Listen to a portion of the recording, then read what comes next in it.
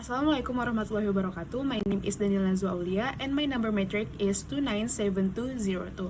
Now, I want to explain company overview of Sime Darby Company.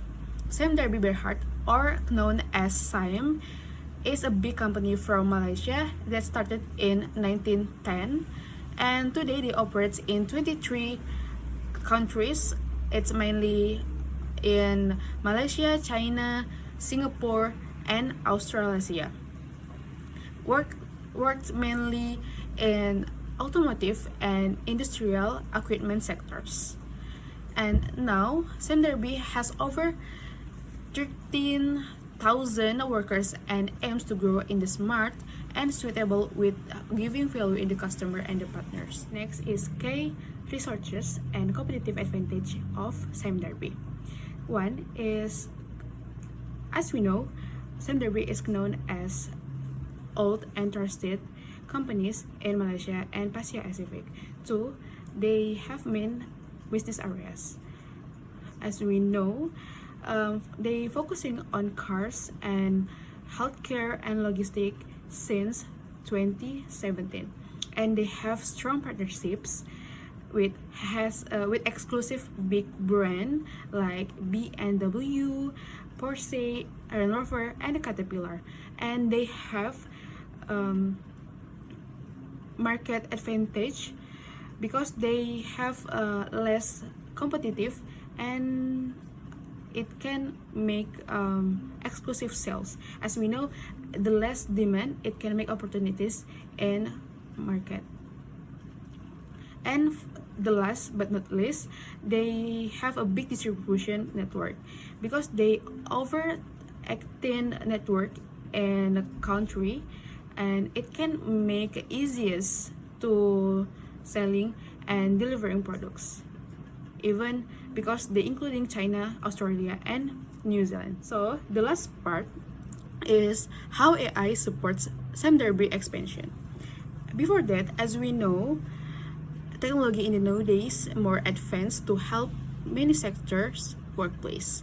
And what AI impact to the Sime Darby expansion? One is customer instruction.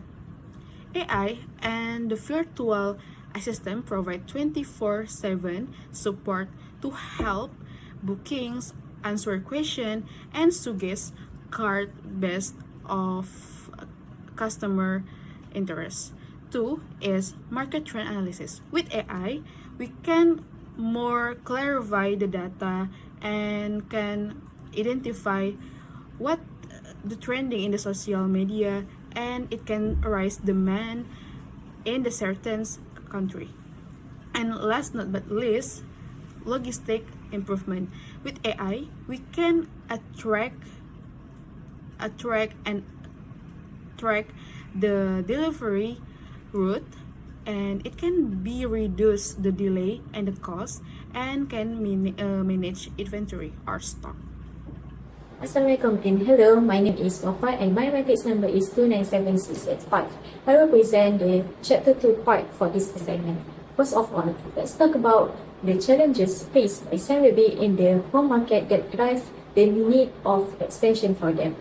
Firstly, the main reason is because the market situations in the core sectors of Sime Darby, which are plantation and industrial in the Southeast Asia region.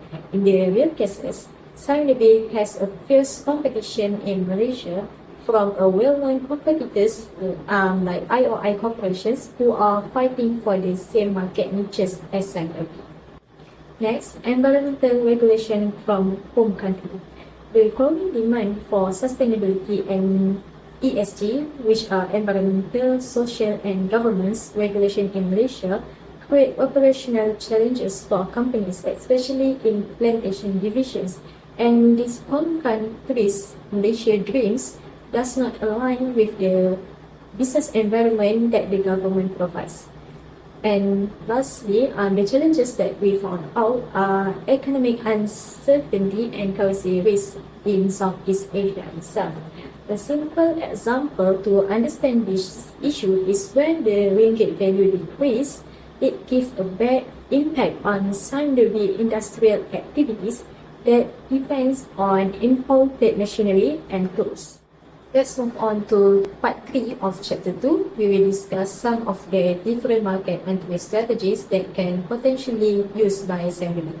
The first strategy is Sangrevi can apply is a joint venture with a local logistic or electrical vehicle companies. The reason is joint venture can provide easier fulfillment to European law by combining local knowledge with science-based regional expertise. Furthermore, Sangrevi can consider direct investment through subsidiary establishment as the next strategy. For instance, Sangrevi Industrial might open a branch in Rotterdam to manage heavy machinery sales and technical assistance. Next, exporting through local distributors in Netherlands. For example, Sangrevi Oils can use distributor in the Dutch food sectors to export specialized goods made from the palm oil without the need of a lot of expenditure. That's all from me. I will pass to Novi as the next presenter. Okay, hello everyone. My name is Nuvanesh Sridharan, metric number 299397. So for Sciendabi's market entry into Netherlands, we recommend setting up a wholly owned subsidiary called Sciendabi Motors Euro. This gives full control over branding, customer service, and regulatory compliance. The most suitable structure would be a transnational matrix because it allows the company to balance its global strategies with the local needs. For the key roles, we would include a general manager to ensure a strategic cooperation among the workers and a marketing lead so that we can localize campaigns using AI and a sustainability officer so that all our process and practices make sure that we use according to Euro's environmental stability. We also propose a digital transformational manager and a local HR manager so that we can implement an efficient system and ensure culture alignment with the Dutch workforce. Okay, for the next, in terms of major risks that could happen in Europe, for example, is the first one I would say is regulatory compliance, especially with EU environmental and privacy laws. To manage this, Sciendabi should appoint a compliance officer and collaborate with legal advisors to stay aligned with local policies. Second, market unfamiliarity and cultural differences may affect sales and communications. To address this, we suggest hiring a local talent using AI tools for market insights and offering cross-cultural training to Malaysian managers. Lastly, competition is intense in the Dutch automotive sector. Sciendabi can respond by focusing on electric vehicles and building partnerships with local innovators. This green positioning helps the company stand out in a mature market. Sustainability is a long-term success in the Netherlands. Sciendabi should focus on promoting electric vehicles, which aligns with the Dutch government's climate goals. This supports the company's global ESG commitments. Operationally, Sciendabi can use AI to optimize logistics and reduce emissions and work with eco-certified suppliers. Sustainable metrics like energy use and waste reduction should be tracked internally. To strengthen public trust, the company should follow EU's ESG reporting standards and launch community programs like EV awareness campaigns or sustainability education. This approach not only meets expectations but gives Sciendabi a long-term competitive edge. Good day everyone, my name is Hemasri, daughter of Ramu. My magic number is 299734. For the next part, we will be analyzing about chapter 3, which is market analysis. The first one is market analysis and strategy, which Sime Davis' entry into Netherlands. So the Netherlands stands as a top-tier economic hub in Europe with a high-income economy and world-class infrastructure.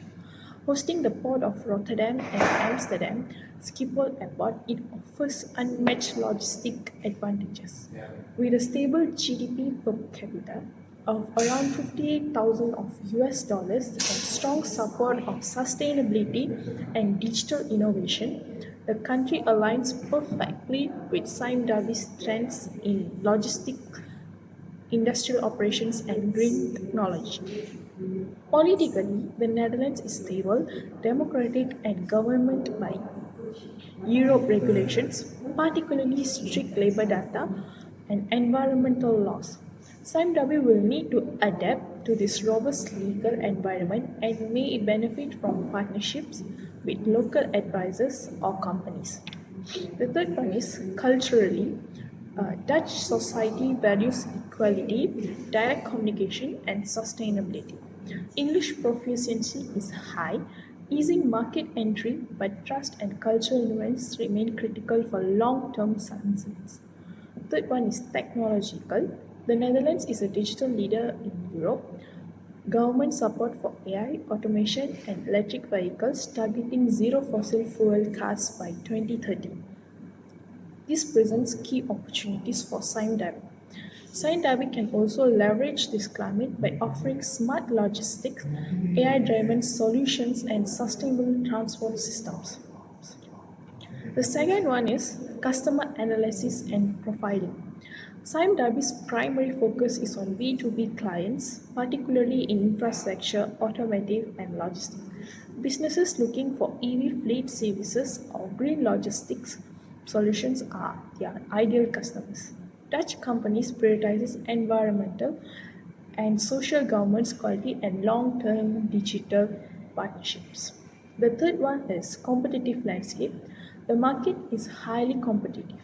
Giants like DHL dominate with integrated and automated services. To succeed, Sime Darby must differentiate through premium, ECG aligned solutions and digital service excellence. Dutch clients prefer lasting partnerships built on trust, reliability, and innovation.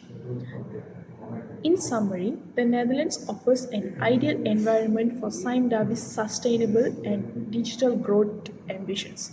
By aligning with local values, legal standards, and technological trends, Sime Darby can make a strong, future-ready entrance into the Dutch market. Thank you.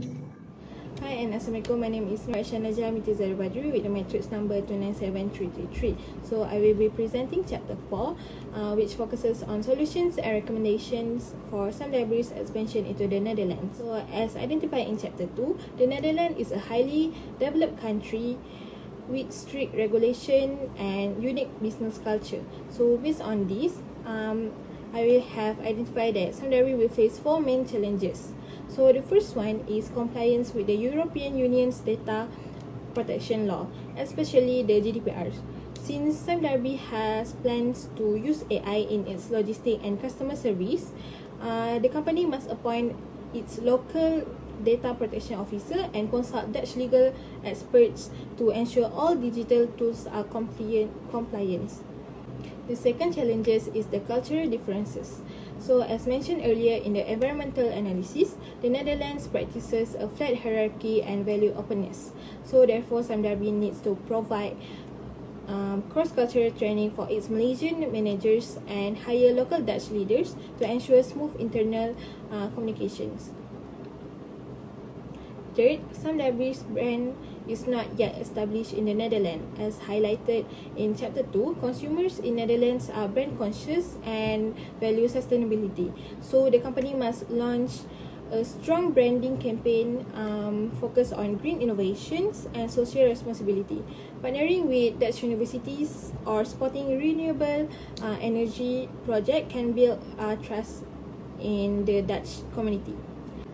Lastly, as stated in the industry analysis, Sime Darby will be competing against established players like BMW and Volvo.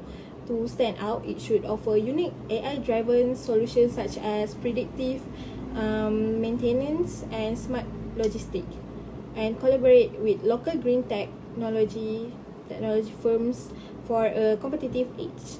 So in chapter 3, we have evaluated different entry modes. So based on the analysis, the most effective strategy is to establish a wholly owned subsidiary.